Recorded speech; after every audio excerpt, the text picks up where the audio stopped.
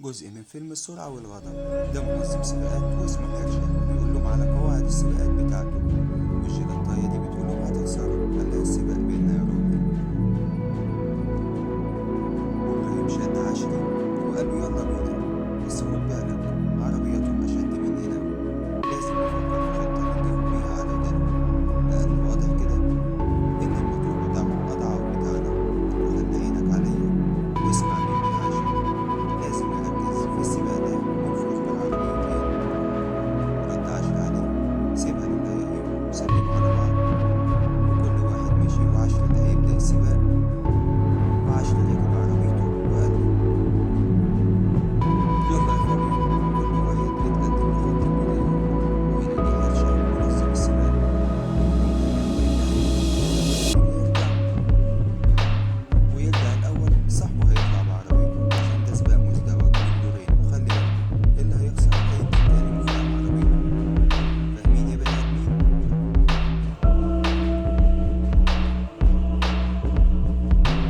يلا جاهز يا فابيو؟ قال له أنا دايما جاهز يا حرشة. بص لعشري، جاهز يا عشري؟ قال له أنا جاهز يا حرشة. خلاص نتوكل على الله.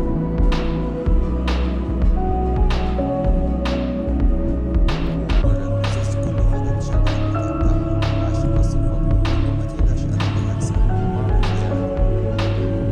فقام جاي موزس بره، لقى الأمان والعالمية والناس بيها تشجيع، نازلين تشجيع بالعبيط، وعشري مبسوط وفرحان.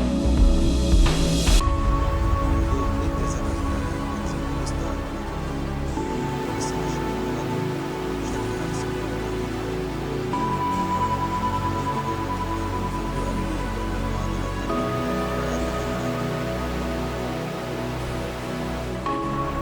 فبص عشري وقال له هتخسر وربنا يستر.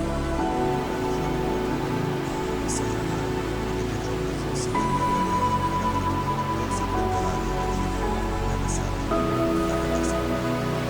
والجيلاتاية فازت والسباق ساب، وفعلا داسوا وإبراهيم طلع بعربيته.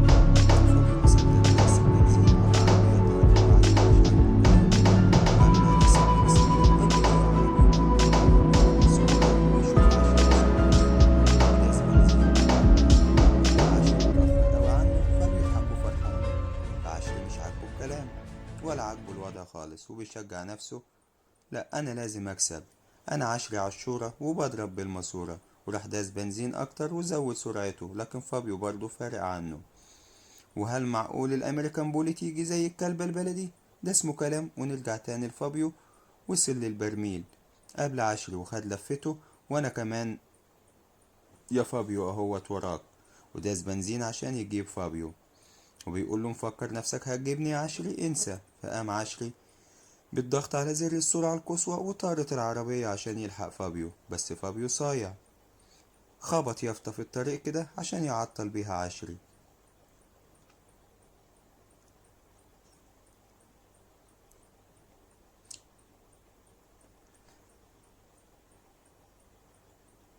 والفعل عطله شوية، وهنا إبراهيم مستنى عشري يوصل ومجهز نفسه، وللأسف فابيو بالأمريكان بولي بتاعته وصل الأول.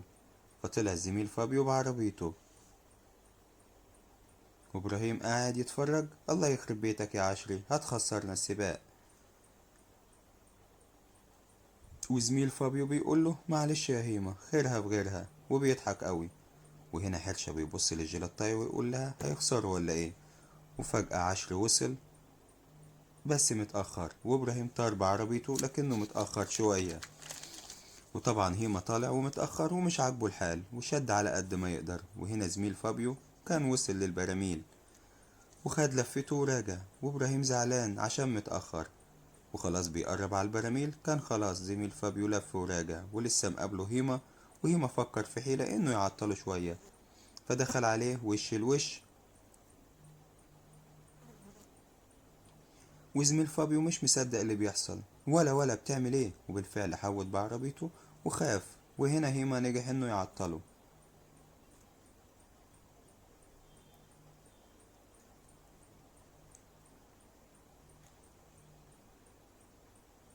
وهيما منشكح وفرحان ولف بسرعة من ورا البراميل. وكان لسه المنافس بتاعه بيعدل نفسه، وإبراهيم دايس بعربيته، وعشري بيقوله يلا يا هيما شد شوية ما تكسفناش.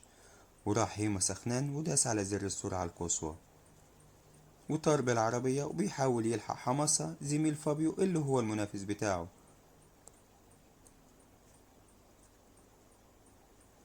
وداس إبراهيم أكتر، وبالفعل حصله، وحماسة متوتر ويدوس بنزين، وإبراهيم يدوس، ده يدوس والتاني يدوس، وعلى كده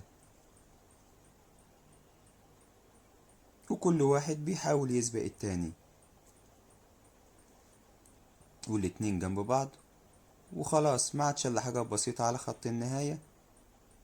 إبراهيم يسبق، حماسة يسبق، إبراهيم يسبق، حماسة يسبق، ودايسين الاتنين بأقصى سرعة ليهم، وكل واحد بيشجع نفسه. وفعلا هيما اللي فاز، وعشري برا مزقطط وطاير من الفرح، وحماسة زعلان خالص وهيما فرحان، وبيقوله تتعود المرة الجاية يا شق. وعشري بيقول للفابيو وصاحبه ابرز بالمفاتيح يلا، وخدوا بعضهم ومشوا. وهنا